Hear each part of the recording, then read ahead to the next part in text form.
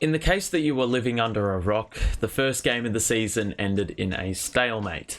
A couple hours after the season kicked off, no progression had been made. The scoreline would suggest it was a scrap. It really was.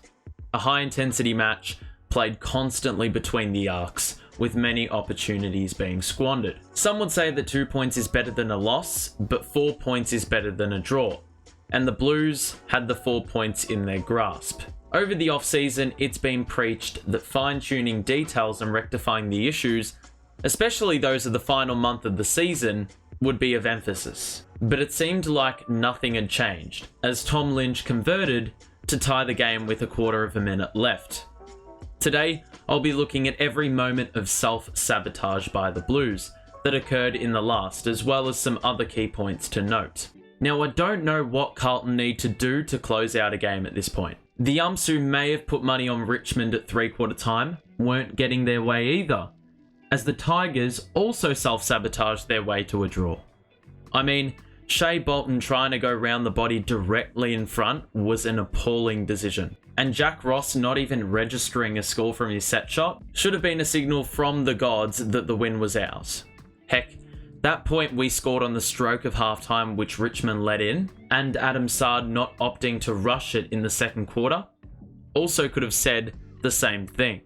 But, well, seemed like that signal must have been 1G, because the signal sure as hell wasn't clear. Now, I could pinpoint specific errors all game, but one thing I wanted to pick out outside of the fourth was there was sometimes a 50-50 to win, and we sort of chickened out. For example, this one. We know the game was stop-start, so any run you could get was valuable. Charlie, all he needs to do is get a hand on it, because we've got the numbers with Vlosten needing to commit, and Lockie O'Brien is goal side. Vlosten gets lower, Charlie's too busy worrying about his whereabouts, and we can't gain valuable territory. Then this one, where Nankervis kicks dangerously into the corridor, and we seemingly have first dibs, but Doc halts his run. Now, I get that if you see a bulldozer coming at you, your first instinct is to move, but Doc needed to at least bump Bolter. That ricochet was lucky, but a very different result ensues if he meets Bolter, because you don't allow a ricochet like that. Our numbers committed assuming we would win from the turnover, so the minute the Tigers win it, Sardi has to make the conscious decision to pivot back into the corridor to stop the runners. With a wave of numbers like that for Richmond running into space, it's very tough to defend. Sardi must try meet them in this patch, but committing to try hinder that attack left his direct man Shea Bolton in space, and a goal follows. Even this by Sardi, we've responded with the needed goal, and then to give it up again with that sort of demeanour is baffling. Little moments like that define games. If he puts his body in front of the footy, it's no goal, full stop.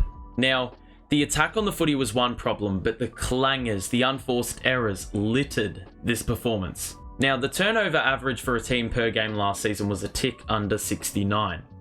This game, it was 79-75. Now, here Sardi did not need to make things complicated. We have three to his right.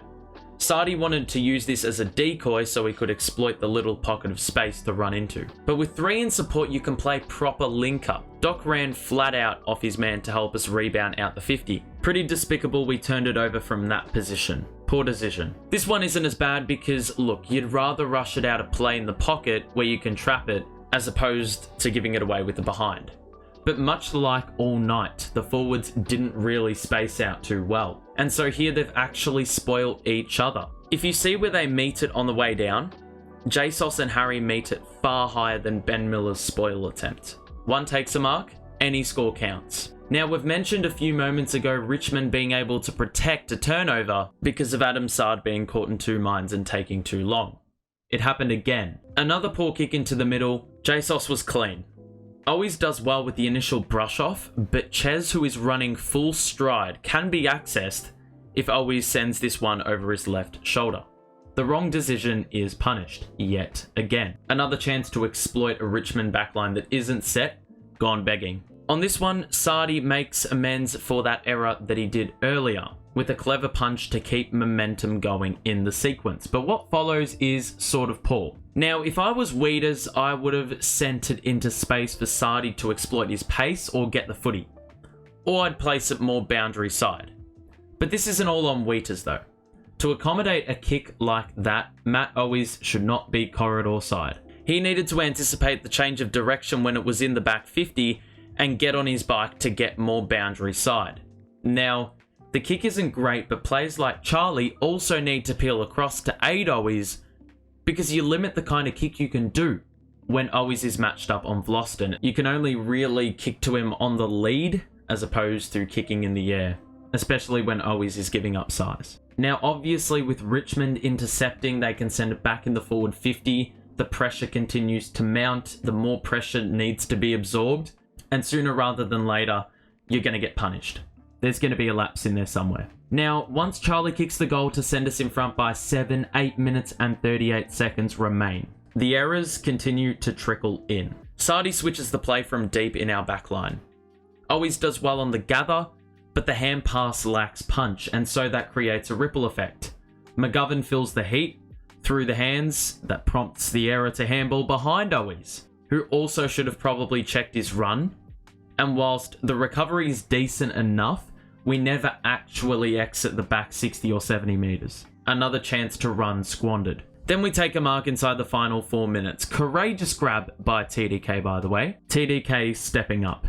But then 5 seconds later, I have to remove that very statement. I would have 1, gone down the line, or 2, wanted a handball received by a Sard or a Doc, just to ensure the weakness isn't exposed. You know, TDK's kicking I wouldn't back anywhere on the ground, let alone in the backline at a crucial time. It was the right thinking. I mean, Lockie O'Brien is sprinting into space, anticipating the next couple of kicks. You can see the numbers in our favour as the play could move. Motlop running into space towards the boundary draws his defender across, so the space opens up for Lockie further down the ground.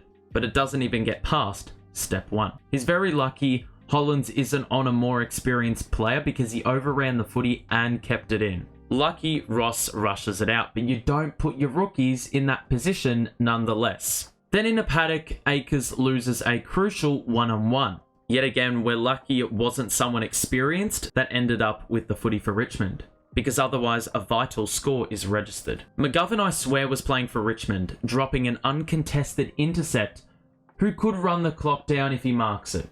Even so, we have the outnumbered to the very end but can't find an exit. Like, this self-sabotage is blatant. The way these possessions are panning out, you'd surely think it's written in the stars for Carlton to win. Even our errors are being let off tremendously every single time. Now, just when you think McGovern's made amends, another player says I'm subbing in to throw another spanner in the works, and quite literally, it's the sub who makes a crucial error. Now, Lockie O'Brien's relentless dashing into space in the last was a sight to behold, but his smarts aren't as appealing. Off screen, Harry Mackay makes a run in this direction towards the corner of the centre square. Now, if Lockie O'Brien pulls the trigger on, say, the second bounce, Harry probably has an uncontested mark at half forward. Provided all goes well, which I wouldn't guarantee, by the way, you can send it into the forward pocket where if you force it out, it's a very defendable position from a boundary throw-in. I mean, you have to take it the length of the field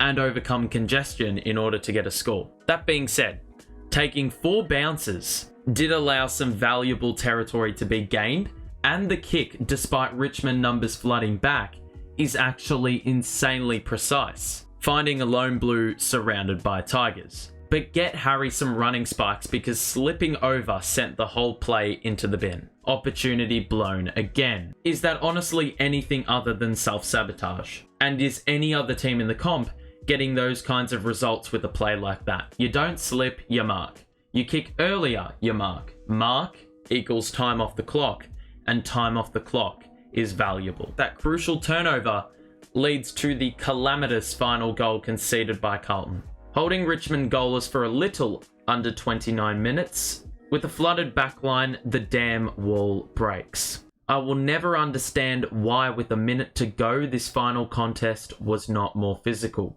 It's actually an incredibly smart block by Timmy T on Wiedering, who cuts in front. It's not physical by any stretch, but Wieders has to pivot around, which detaches him from Lynch. So Lewis Young is the one in the best position, with McGovern tracking back. For all his hard work, he makes a big error.